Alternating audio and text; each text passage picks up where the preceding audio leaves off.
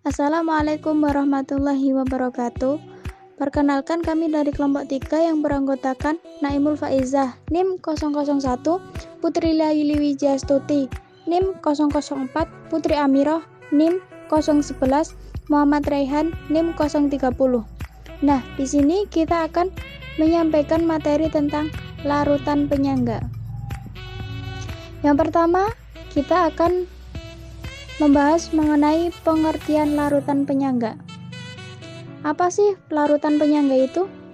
Larutan penyangga biasa disebut juga dengan larutan buffer atau larutan dapar, di mana larutan penyangga merupakan larutan yang mampu mempertahankan pH-nya.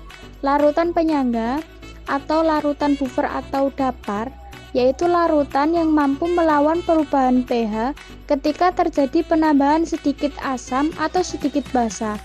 Larutan penyangga ini dapat mempertahankan pH larutan sehingga pH-nya relatif tetap. Oke, selanjutnya yaitu ada komponen larutan penyangga. Yang pertama, larutan penyangga yang bersifat asam. Larutan ini mempertahankan pH pada daerah asam pH kurang dari 7. Untuk mendapatkan larutan ini dapat dibuat dari asam lemah dan garamnya yang merupakan basa konjugasi dari asamnya. Adapun cara lainnya yaitu mencampurkan suatu asam lemah dengan suatu basa kuat di mana asam lemahnya dicampurkan dalam jumlah berlebih. Yang kedua, ada larutan penyangga yang bersifat basa. Larutan ini mempertahankan pH pada daerah basa pH lebih dari 7. Untuk mendapatkan larutan ini dapat dibuat dari basa lemah dan garamnya, yang garamnya berasal dari asam kuat. Adapun cara lainnya yaitu mencampurkan suatu basa lemah dengan suatu asam kuat di mana basa lemahnya dicampurkan secara berlebih. Contohnya, NH3 plus NH4Ci merupakan komponen buffer NH3 dan NH4+. Materi yang selanjutnya yaitu cara kerja larutan penyangga. Larutan penyangga mengandung komponen asam dan basa dengan asam dan basa konjugasinya, sehingga dapat meningkat baik ion H+ maupun ion OH-, sehingga penambahan sedikit asam kuat atau basa kuat tidak mengubah pH-nya secara signifikan. Yang pertama, larutan penyangga asam. Adapun cara kerjanya dapat dilihat pada larutan penyangga yang mengandung CH3COOH dan CH3COO- yang mengalami kesetimbangan dengan proses sebagai berikut.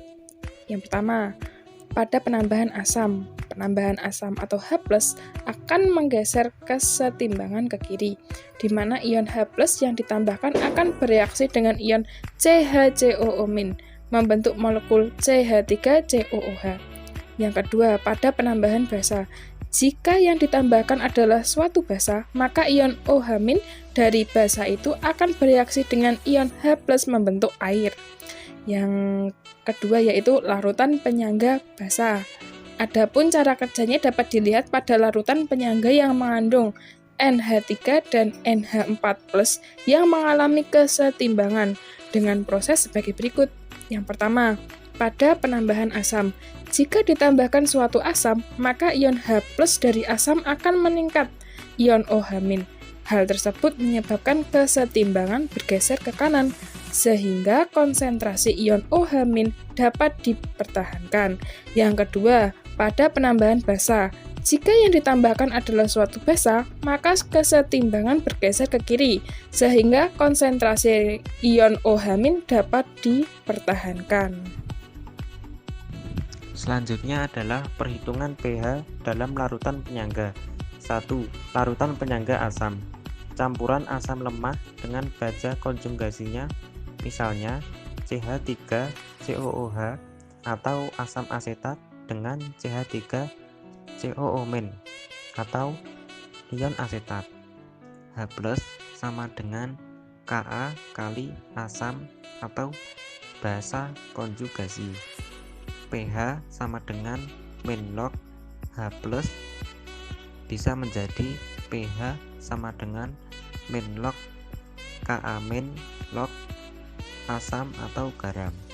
Karena Dalam satu larutan mengandung CH2COOH dan CH2COO-, maka rumus di atas dapat ditulis pH sama dengan pKa min log A per G.